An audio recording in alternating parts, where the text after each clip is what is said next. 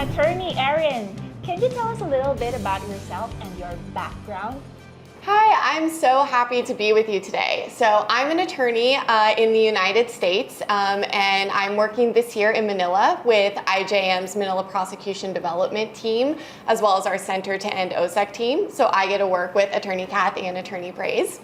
I previously worked in San Francisco with both technology companies, startup companies, and large companies, as well as nonprofits. And this year, I've been focused on the global aspect of OSEC specifically, as well as international collaboration and the involvement of the private sector. So in the past episodes of Cyberchat, we have been talking exhaustively about OSAEC, or online sexual abuse and exploitation of children. At alam natin na ito ay isang krimen kung saan may isang local facilitator dito sa Pilipinas na gumagawa ng mga malalaswang materials ng mga bata tapos ibinibenta ito online, usually sa mga foreigners. So by its very nature, it's transnational in nature. Kailangan talaga ng international collaboration to pursue the perpetrators. So let's ask Erin, what kinds of international collaboration are there in order to address OSAEC? Yeah, so as you mentioned, having the international collaboration is really essential because we want to ensure that there's justice served on both sides, both in the supply side and on the demand side. So the collaboration is really important. So one of the ways that we do this is through the National Center for Missing and Exploited Children, also called NCMEC.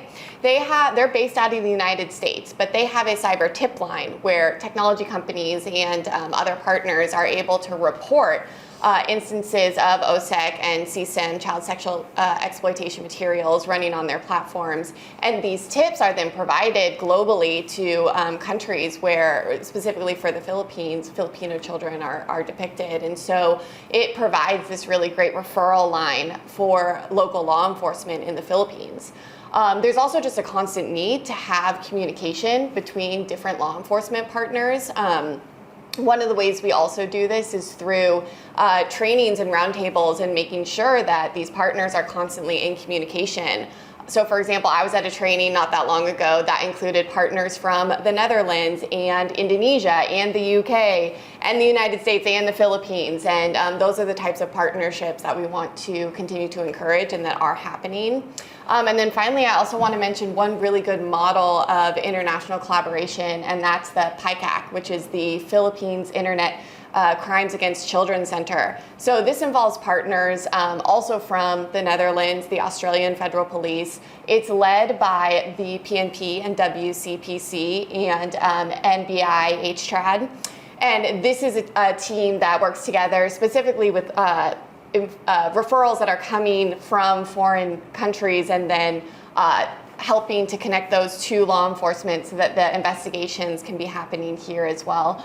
And AGC is also a really important part of that team. Yes. Ikinukwento po sa atin ni Attorney Erin kung gaano kahalaga na merong international cooperation between different law enforcement agencies, both local and foreign. Kasi ang mga PNP natin, NBI natin dito, meron silang foreign counterparts sa ibang bansa. Yeah, halimbawa, US FBI, Australian Federal Police, United Kingdom, National Crime Agency. So, merong referral system na napaka-bisa. Binanggit ni Erin kanina ang NCMEC, ang National Center for Missing and Exploited Children. Binabatuhan nila ng cyber tips ang mga kapulisan natin dito, ang ating law enforcement agents, mga cyber tips, mga referrals, international referrals, para makapag-work together, para matrack both yung perpetrator abroad at yung perpetrator dito sa Pilipinas. Kasi kailangan matali yan eh. Sino ang nasa demand side country, Attorney Praise, at sino ang nasa source country, ang Pilipinas. Tama, Attorney ka. And nabanggit nga ni Erin, member ng PICAC, yung ECG, ang PNP ECG. Kaya baka si Lieutenant Wallen may mga masishare na instances or ways na nagko-collaborate din sila with their foreign counterparts. Yes, attorney. Ang PNP-ACG, meron kaming foreign law enforcement counterparts. To name these, some of these are from Netherlands Police, Australian Federal Police, and FBI as well. And they help really the PNP-ACG to locate and identify these cyber criminals. Oh, yun naman. Erin, can you share with us what are the important methods of international collaboration? So another one of the really important methods that we specifically use on the prosecution team is the use of what's called an MLAT request, which is a Mutual Legal Assistance Treaty request. And this is basically a request from, say, the DOJ in the Philippines to the DOJ in another country for their assistance on certain cases and investigations. So an example of this could be if, say, an FBI agent in the United States had started an investigation and then the case has progressed in the Philippines, we may need that FBI agent to come and present testimony. So it's another way of doing this collaboration is sending one of these requests so that we can have one of those international people come. Another way, sorry, go ahead.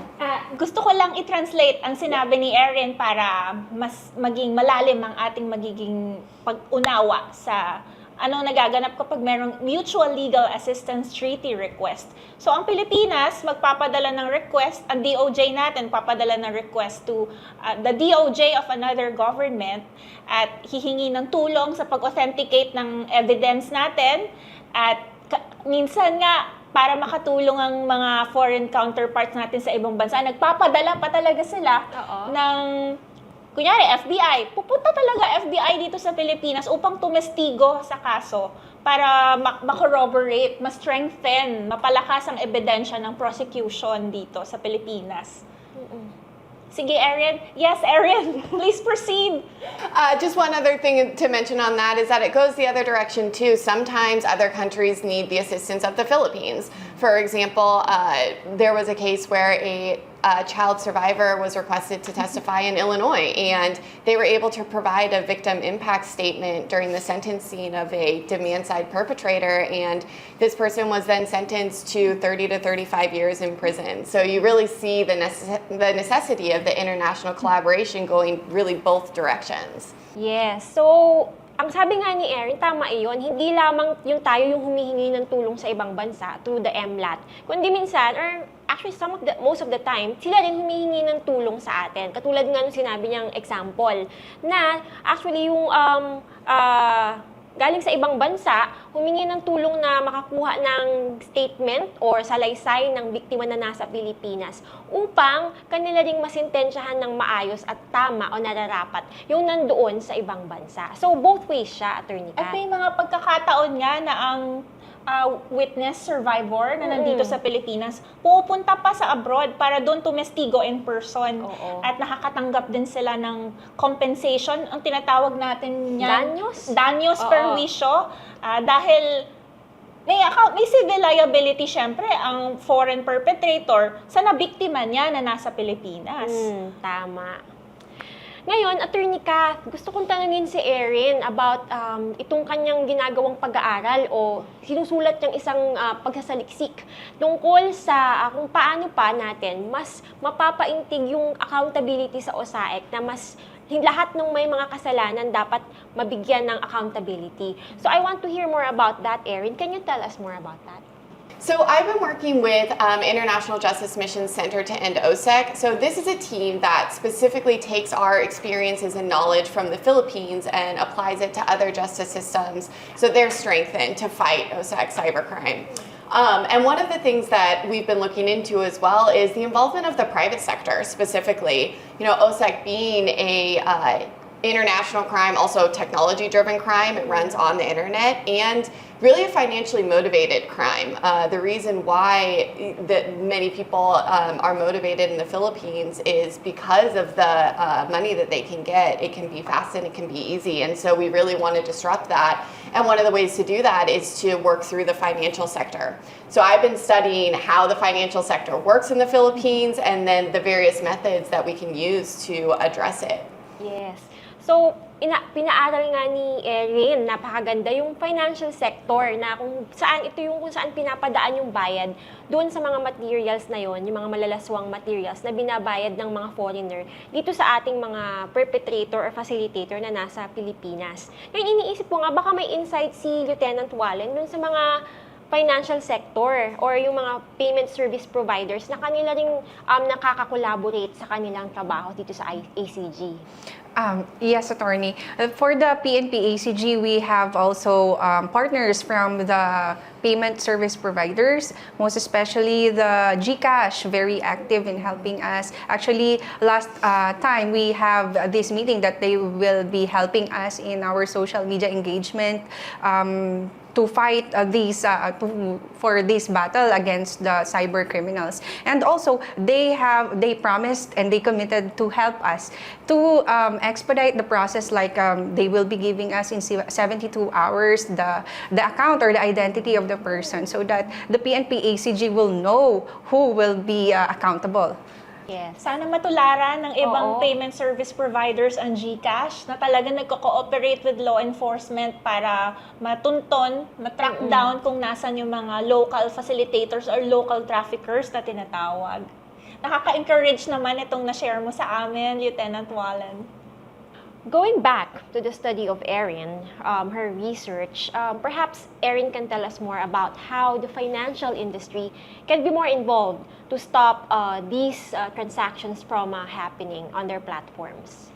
Sure. So there's already some really helpful legal requirements for all types of financial businesses. The Philippines is really interesting in that it's very reliant on digital financial services and what we call fintech, financial technology. One of those reasons is because there's a really large overseas Filipino worker population, OFWs, and so there really needs to be good infrastructure for sending money overseas back to the Philippines. Unfortunately, this gets co-opted by people also committing cybercrime, and so we need to ensure that financial institutions of all kinds are effectively monitoring their platforms to be able to track when these transactions are actually criminal activity. So one of the things that financial institutions are required to do is submit what's called a suspicious transaction report. And that goes to the AMLC, which is the Philippines Financial Intelligence Unit, and they can review those, and we're really looking to see lots of collaboration with the AMLC and law enforcement with that information that's gained from these suspicious transactions to help with financial investigation. Nababanggit ni Erin kung gaano kahalaga ang pakikipag-collaborate with the Anti-Money Laundering Council or AMLC natin para makuha yung mga impormasyon na pumapasok dun sa mga tinatawag na suspicious transaction reports or STRs para malocate din kung nasan pa ang mga potential offenders, nasan ang mga potential victims. Kailangan kasi matali-tali dahil yung mga ibang lugar, mga communities na to, yung neighborhoods pare-pareho ang ginagawa nila. So, Attorney Kath, sinasabi mo na importante nga itong information sharing na ito dito sa mga financial institutions and also with the Anti-Money Laundering Council. So, Erin, do you have insights also on how other countries have this information sharing model that perhaps pwede nating magaya sa Pilipinas? Yeah, it's really interesting because it's become a big conversation globally right now is how to increase the information sharing, not just between the financial institutions and their government units, but also between the private financial institutions themselves so that they're able to identify suspicious people on their platforms and avoid people just jumping from bank to bank to bank. Kasi lumilipat yung mga ibang perpetrators from one platform to another platform para ma-evade nila yung law enforcement. So, for example, in the United States, under our Patriot Act, there's a section that allows financial institutions to actually share information directly with each other if they get approval from the Department of the Treasury, if they suspect that there's someone engaging in money laundering or terrorist activity. And then in Singapore, they actually recently passed legislation, I think earlier this year even, that created a platform called Cosmic, where there's, I think, 7 banks currently participating, as well as a couple government units, and they can upload information about suspicious customers that can then be accessed by other financial institutions, so that they're able to check if they see suspicious transaction activity. If it's also someone listed on this platform, they'd be able to use that information to then interrupt those transactions. Ang ganda ng model ng Singapore, no? Itong Cosmic. Kasi pwedeng mag-share ng information yung mga bangko sa isa't isa para ma-share nila kung ano yung mga red flags sa particular customer na to. Tama. Erin, you were talking earlier about how information sharing between the financial institutions and AMLC can be very helpful in addressing OSAEC. But what are there other ways that the AMLC can be involved as a government body when it comes to monitoring and regulating the financial sector?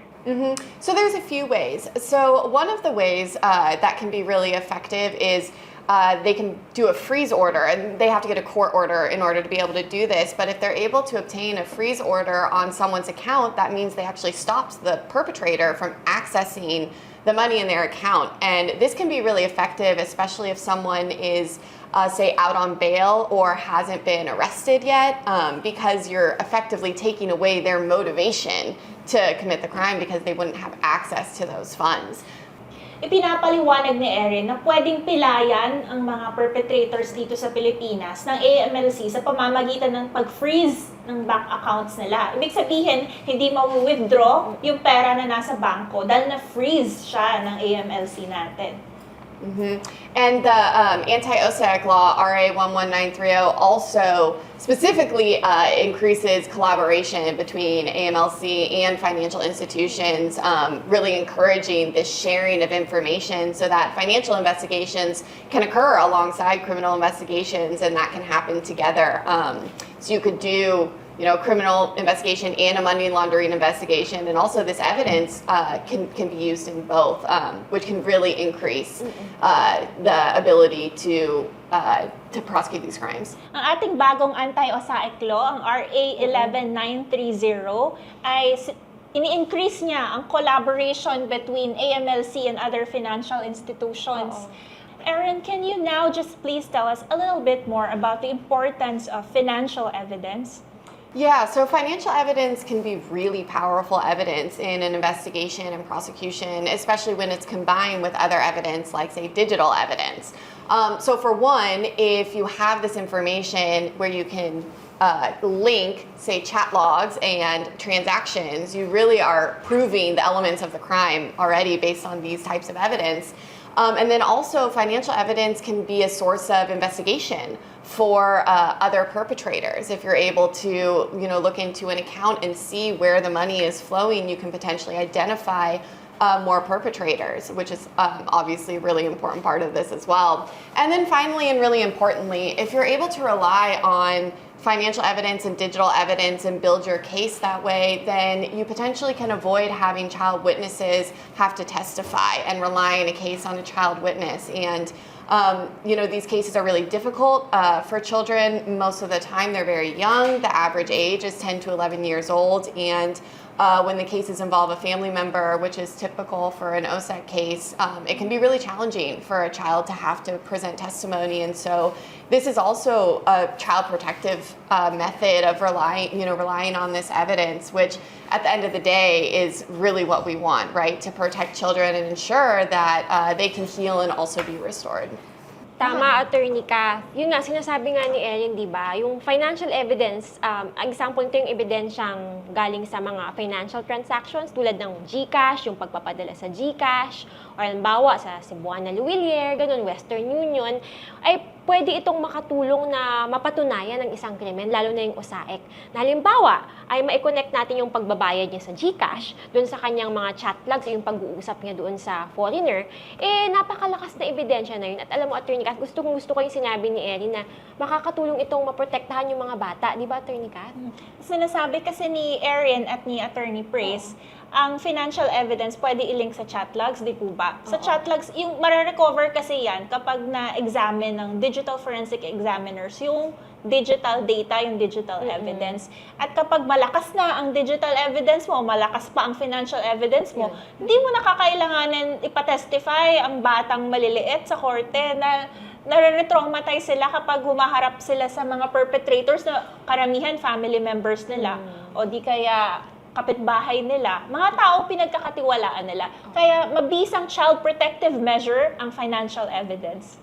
I think we have given our viewers a clear visualization of how collaboration works with law enforcement agencies through the PNP-ACG's Angel Network, Aling Police Cyber Squad.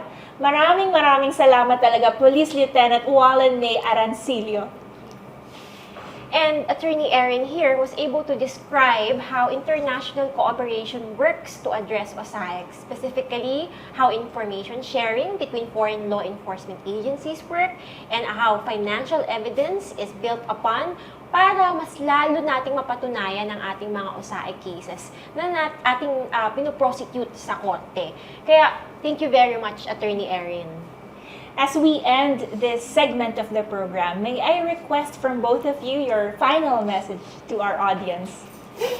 Thank you so much for allowing me to be here today. It was truly a pleasure. I'm excited to be able to talk about these international connections. Yes, on behalf of the PNP-ACG, we're very grateful to be here and we're looking forward for the next interviews as well. And a message para sa ating mga kababayan, lalong-lalo na sa mga kabataan at kababaihan, if nag-experience po kayo ng mga cybercrimes or nagiging biktima, huwag po kayong magdalawang isip na lumapit sa pinaka-malapit na PNP-ACG office para sa agarang aksyon. Kasi sa bagong Pilipinas, ang gusto ng pulis, ligtas ka.